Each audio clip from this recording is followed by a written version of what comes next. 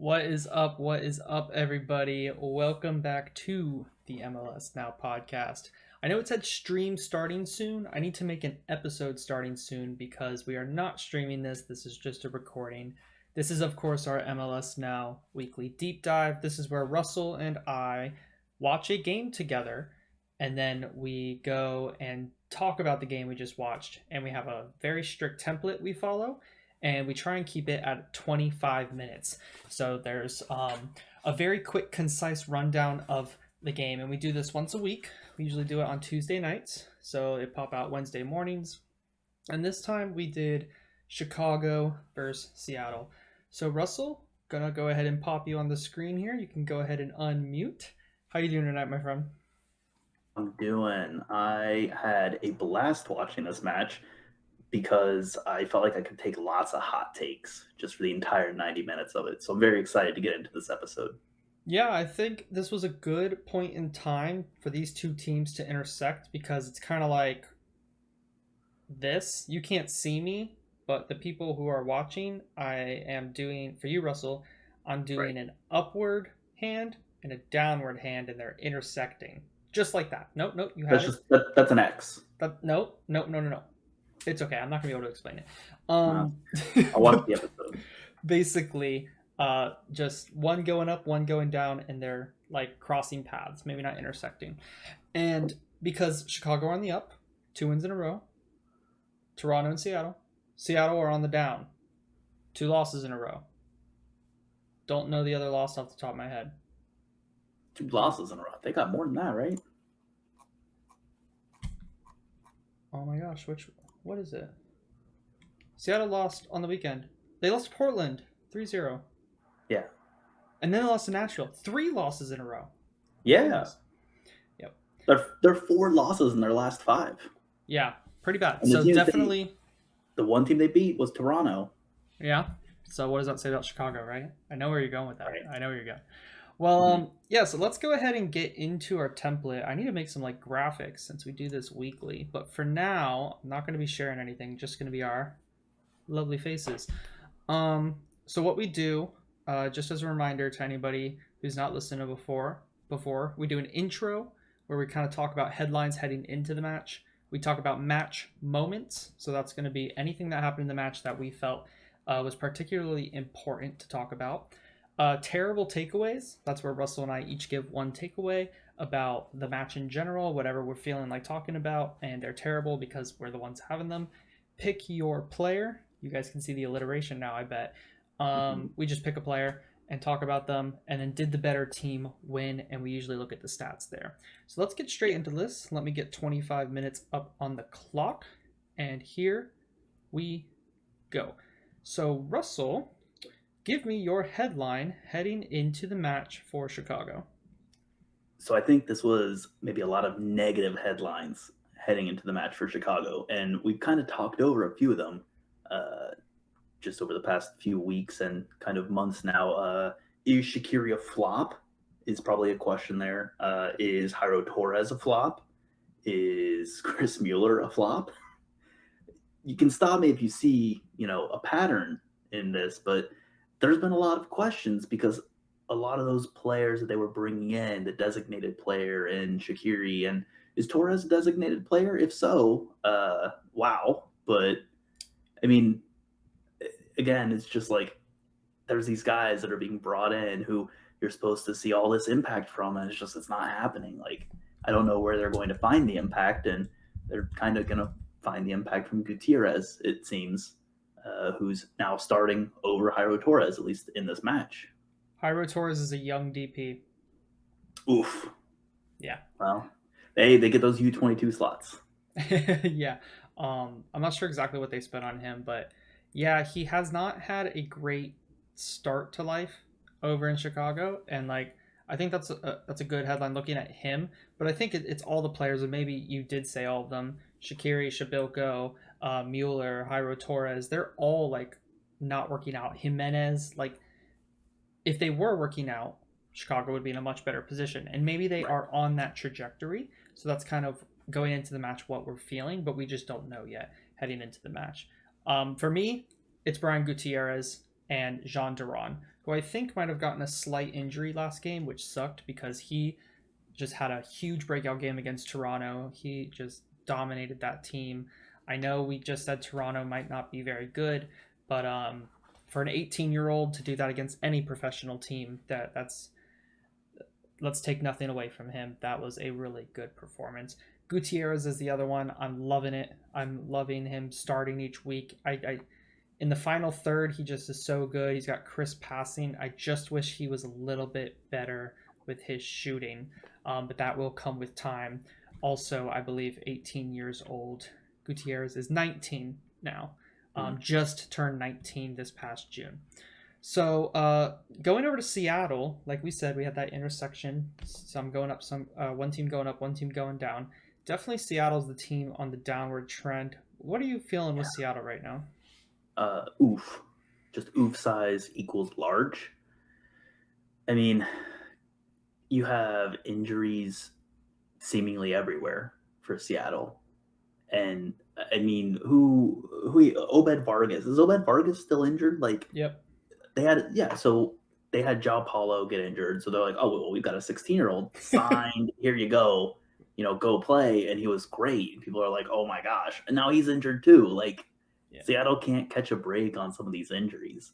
But, I mean, they're a good enough and a deep enough team that, a few injuries, fine. No big deal. Because they've got Obed Vargas. They got, young guys who can step in and play at an MLS level, which is insane for how young some of them are. I mean, that's a testament to Seattle's ability to develop talent. But you can only take so much before you start to see the cracks form.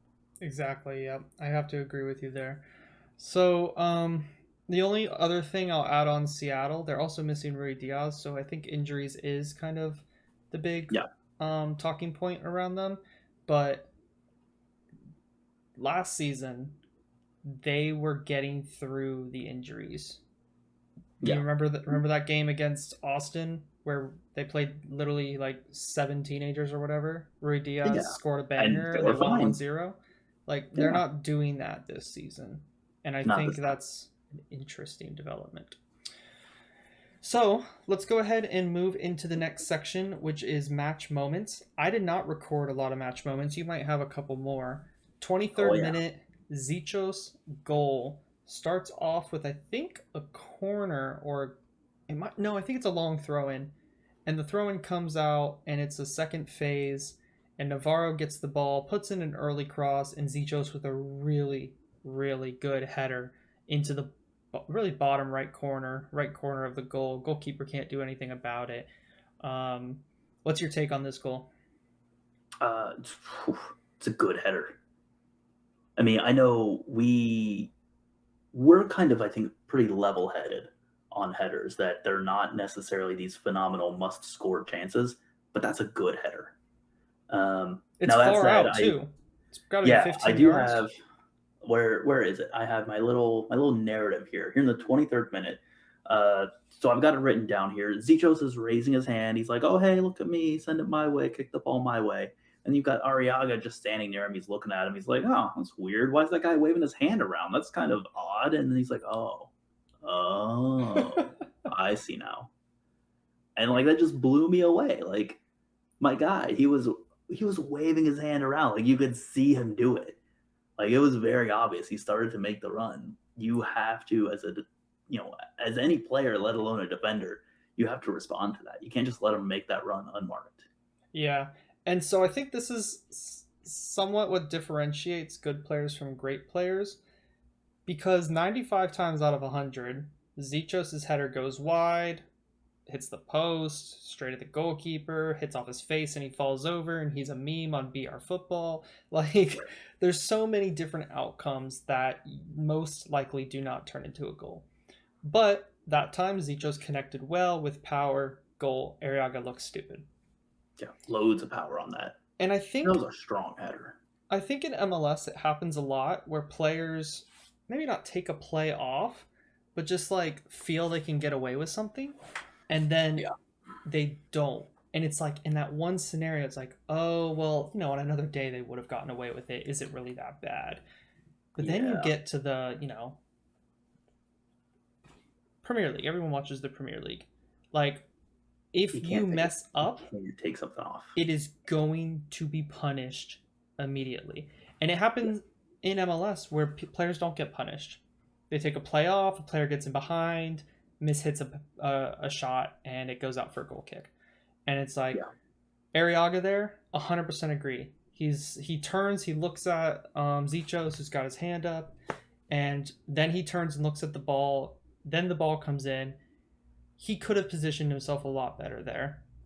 Ball goes over his head. He definitely had a chance to move and get a clearing header out there. Instead, he looks like he's in no man's land, doesn't even move for it. But Zichos punishes it, and now we're talking about it. Yeah. Sorry, just going to finish with this. 95 times out of 100, that chance goes wide, and we're not even talking about Arriaga. Yeah.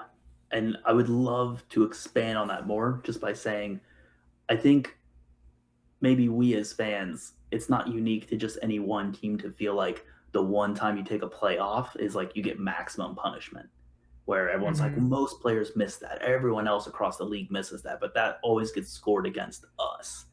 And maybe that's just a testament to the improving quality in MLS, that now when a player takes a play off and they're not, fully engaged and switched on, now they're getting punished, and you're getting punished regularly.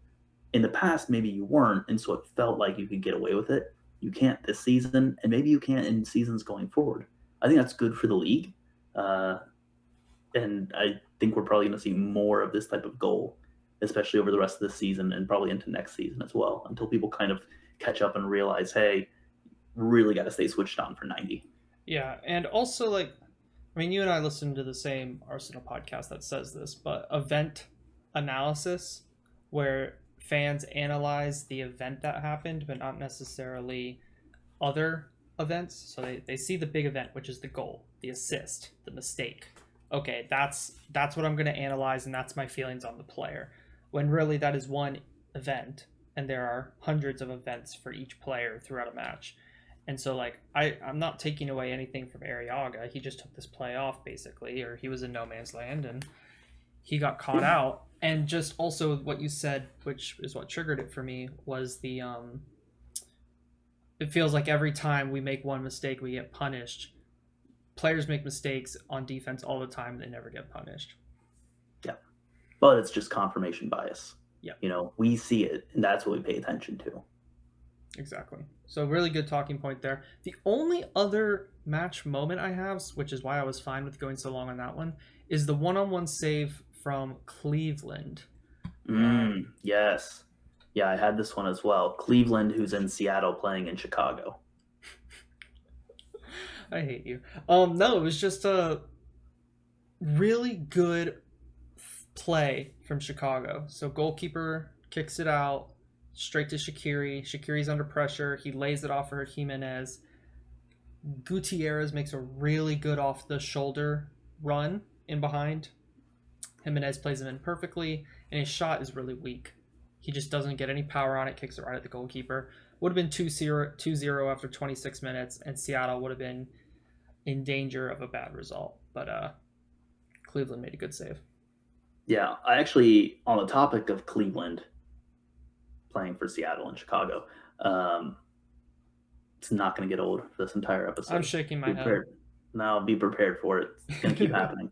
I'd like to award him official props for saving the Olympico from Shaqiri in the 74th minute, because that did, he got a hand onto it and tipped that over the bar.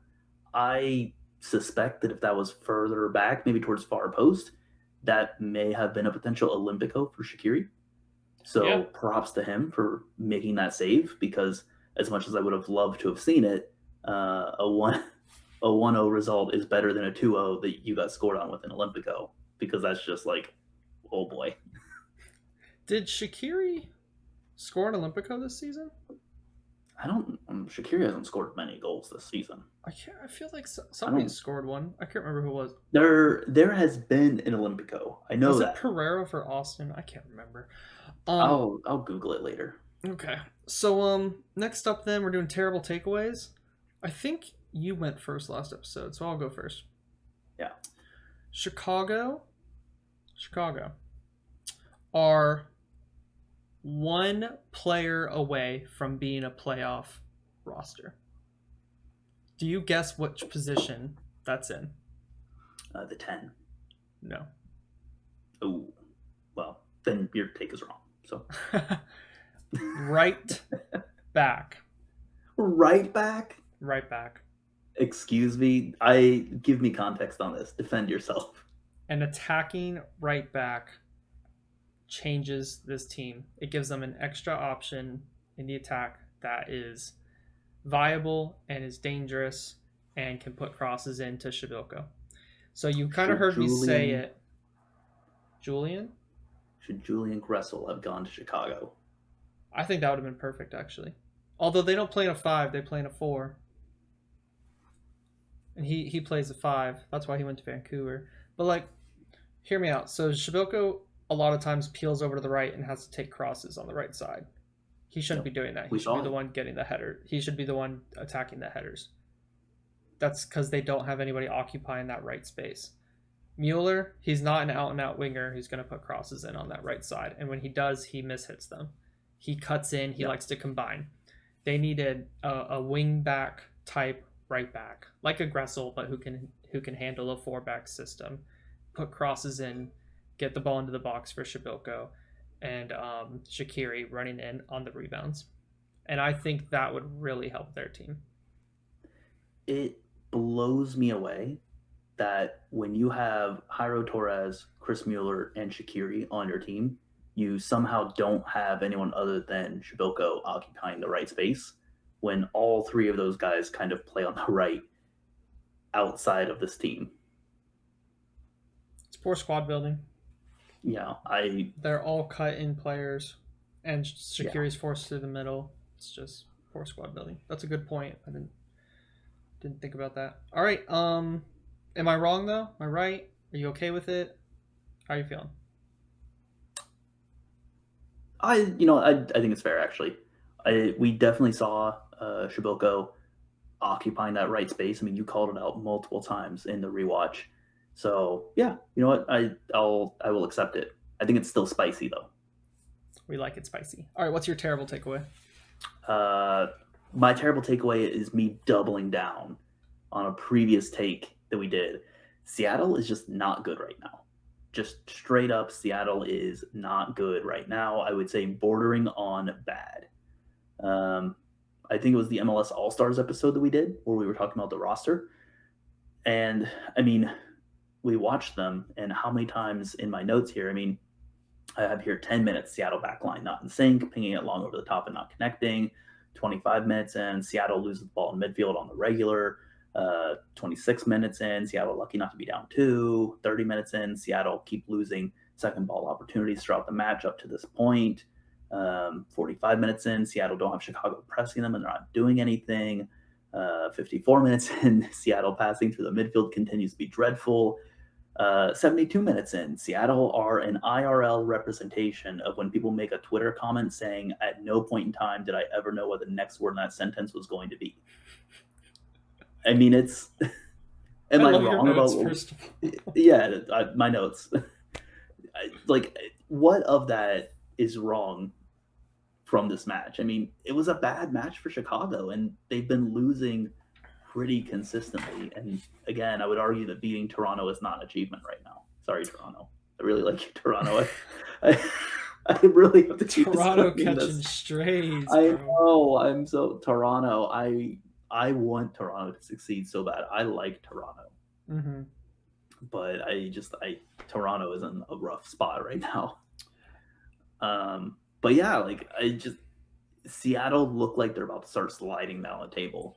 Yeah, I see. And I mean, Seattle has the quality to break out of this, but if they keep doing this, they're going to miss playoffs. And that would be a shock. I don't think Seattle's ever missed playoffs. They haven't. No, it would be a massive shock. That could be this year. If they keep playing this way, Seattle could miss playoffs. Imagine the banter that we would have with Liga MX if we could say the team that won CCL didn't even make our MLS playoffs. Here's my question. Do people in Seattle start saying Schmetzer out if they don't make playoffs? No. No way do they say Schmetzer out. Schmetzer, like I am very much okay with coaches leaving and churning, but when you have that good of a coach, you hold on to him until it is clear and obvious that he can no longer succeed at this level. Mhm. Clear and obvious. I see. We're taking the VAR Yeah, we're going full implementation VAR here. here. There's But no VAR way. works very well in this league. VAR is wonderfully implemented in MLS, and certainly no one could have any arguments about that. None at all. Yeah, that's a factual statement. So with So yeah, Schmetzer, yeah, no. Go ahead. with Schmetzer, I've got like him like holding on to his shirt. He has to drag me all the way down to the goal line, and I'm gonna get a red card before he scores. And him scoring is him leaving, by the way. So like, no, if I'm Seattle fan, absolutely not. No, look, I like that take. I'm gonna transition into the pick your player as we're running low on time here, as I love to talk, but it kind of goes hand in hand with your takeaway. And the player I picked was Danny Leyva. Hmm. We did not pick the same player this We did time. not pick the same player this time. It's not necessarily his fault by any stretch of the imagination. Like, he's supposed to be a third string midfielder, and he's starting matches now because of injuries. But he is not at the level that Seattle need him to be. Seattle started Rusnak, Ladero, Roldan, and Morris in their midfield, and they looked a shell of themselves without Vargas or Joao Paulo in there. Danny Leyva cannot do a good impression of it, and that is the link. That's the missing piece. It's not Alex Roldan, because Alex Roldan was out as well. Kellen Rowe did a serviceable job at right back, and it's not Rui Diaz at striker, because Will Bruin is fine up there. Leyva looked poor. I haven't looked at the stats. I guess I could pull them up, but he's a big reason why I think they looked very bad in this game. And it's crazy how important that one link is for this team. Interested to hear your thoughts. I think you're overrating Bruin, but in general, like I think Seattle have hit a point where they've lost too many starters, and they've now lost too much depth as well from established depth. And I don't know if I've ever seen Seattle in this situation. Like, I don't think the system's wrong in Seattle to that point. Like, I think it's just they're not healthy, and they're really not healthy. And for once, it's like actually being exposed. And Because it's usually not.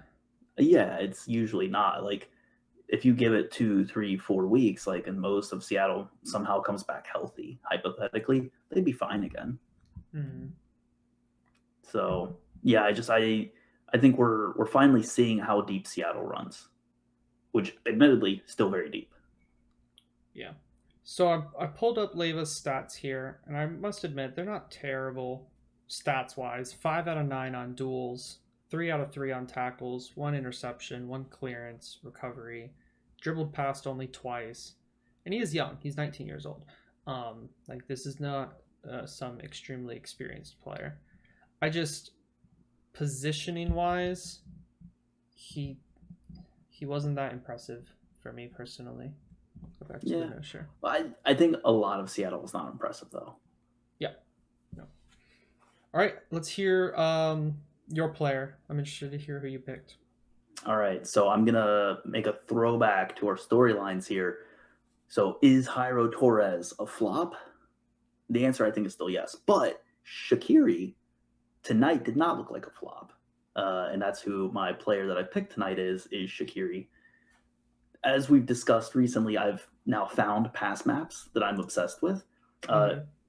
So in the Chicago pass maps, you had like 2 people who were just like making passes that were very, very aggressive everywhere. It was Duran and Shaqiri.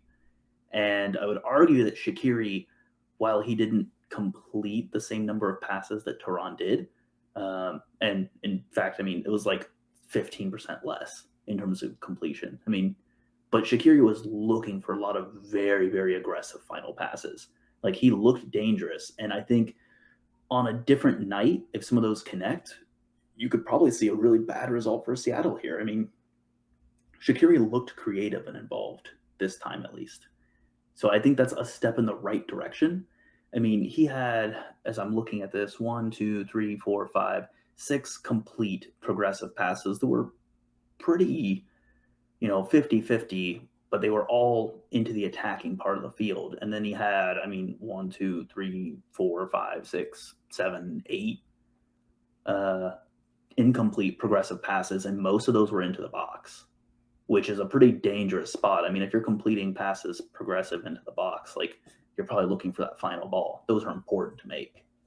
So, I mean, Shaqiri did all the right things, even if it wasn't, executed 100% tonight. But again, it's a step in the right direction. And if he can keep doing this and start converting some of those into completed passes, Chicago might start to have a real threat out there. Yep.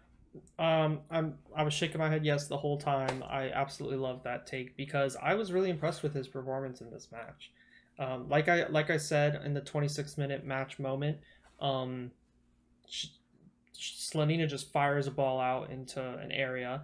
Shaqiri gets there first, lays it off perfectly to Jimenez, and Jimenez creates probably the best chance of the game for both teams, which was that through ball to Gutierrez. And that comes from Shaqiri's quality of a perfectly first-time laid-off touch to Jimenez.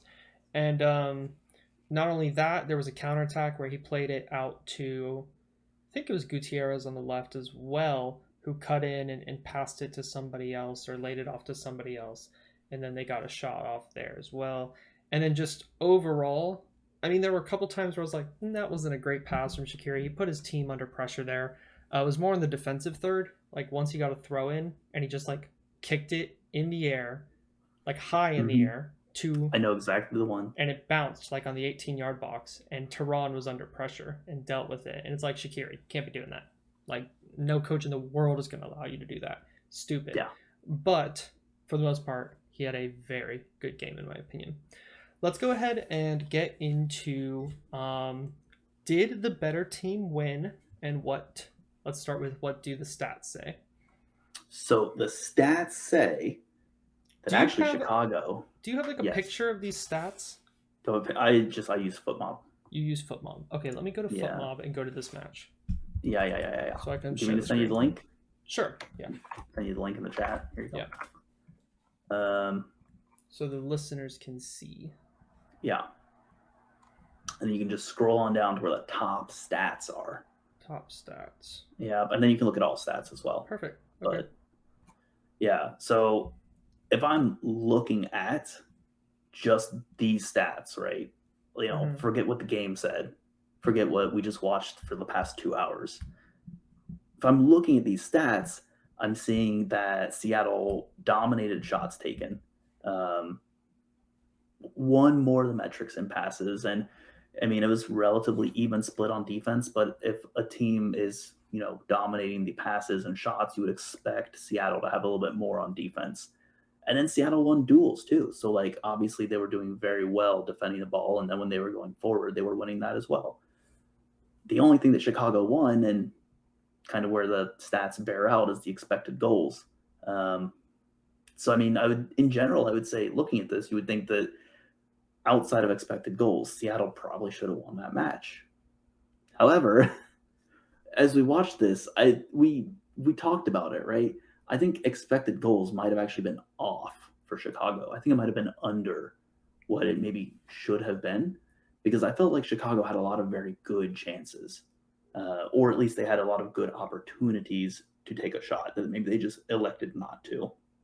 So I think this is one where, the quality of the shots and the opportunities they had don't come through because the way that these stats work tends to be off of quantity and, actual shots taken. So I mean, the goal is 0.14 XG, which I think is really high. I was literally saying 5 times out of 100. So I'm not sure how that's even 0.14. But yeah, the rest of them are pretty low. The highest one after that was, I guess, Gutierrez was a 0.43 for his 1v1 on goal. But the rest are Yeah, like 0.11, I 0.05. still think you should have buried that.